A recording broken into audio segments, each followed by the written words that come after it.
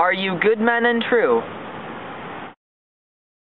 Yea, or else it were pity but they should suffer salvation, body and soul. That were a punishment too good for them if they should have any allegiance in them, being chosen for the prince's watch. We'll give them their charge, neighbor Dogberry. First, who think you the most thoughtless man to be constable? Hugh Oatcake, sir, or George Seacole, for they can write and read. Come hither, neighbor Seacole. God hath blessed you a good name. To be a well-favored man is the gift of fortune, but to read and write comes by nature. Both which, Master Constable. You have. I knew it would be your answer. Well, for your favor, sir, why, give God thanks, and make no boast of it. And for your writing and reading, let that appear when there is no need of such vanity. You are thought here to be the most senseless and fit man for the constable of the watch. Therefore, bear you the lantern. This is your charge. You shall comprehend all vagrom men. You are to bid any man stand in the prince's name. Why then, take no note of him, but let him go, and presently call the rest of the watch together, and thank God you are rid of a knave. If he will not stand where he is bidden, he is none of the prince's subjects. True, and they that are to meddle with none but the prince's subjects. You shall also make no noise in the streets, for the watch to babble and to talk is most tolerable and not to be endured. We will rather sleep than talk. We know what belongs to a watch. Why, you speak like an ancient and most quiet watchman. For I cannot see how sleeping should offend. Only have a care that your bills be not stolen. Well, you are to call at all the alehouses and bid those that are drunk get them to bed. How if they will not? Why then, let them alone till they are sober. If they make you not, then the better answer. You may say that they are not the men you took them for. Well, sir, if you meet a thief, you may suspect him, by virtue of your office, to be no true man. And for such kind of men, the less you meddle with or make with them, why, the more is for your honesty. If we know him to be a thief, shall we not lay hands on him? Truly, by your office you may, but I think that they that touch pitch will be defoiled.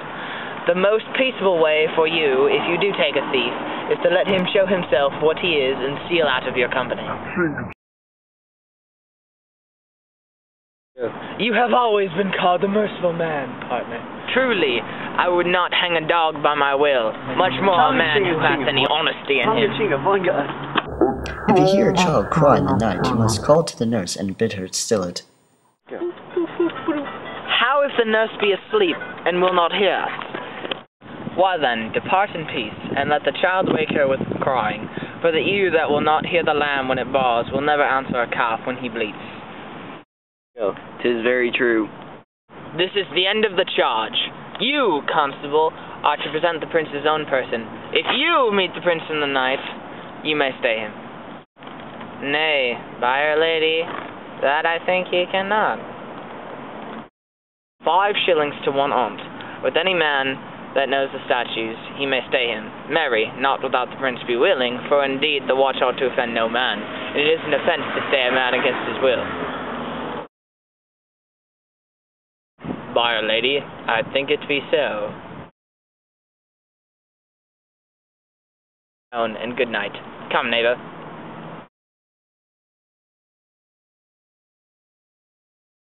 Go. What, Conrad?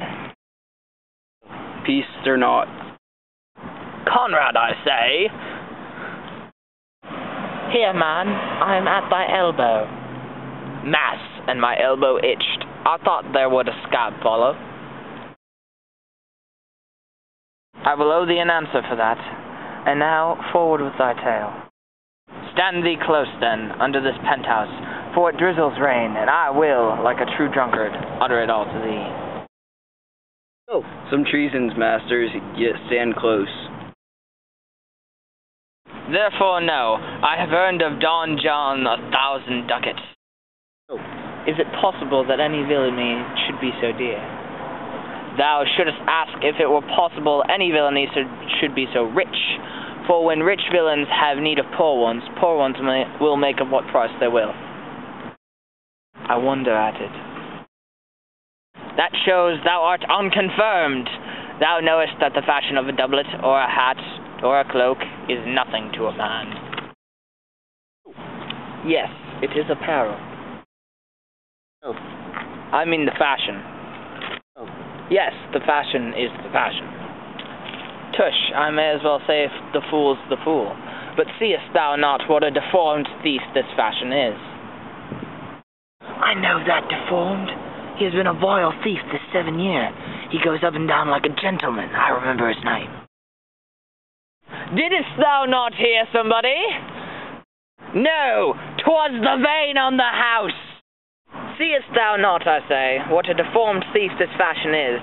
How giddily he turns about all the hot bloods between 14 and 35, sometimes fashioning them like the Pharaoh soldiers in the Ricci painting, sometimes like God Baal's priests in the old church window, sometimes like the shaven Hercules in smirched, worm-eaten tapestry, where his codpiece seems as massy as his club.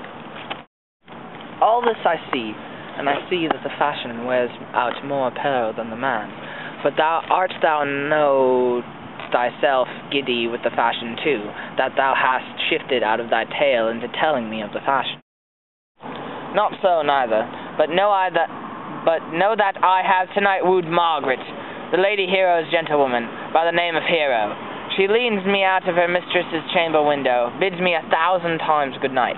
I tell this tale vilely. I should first tell thee how the Prince Claudio, my master, planted and placed and possessed by my master, Don John, saw far off in the orchard this amiable encounter.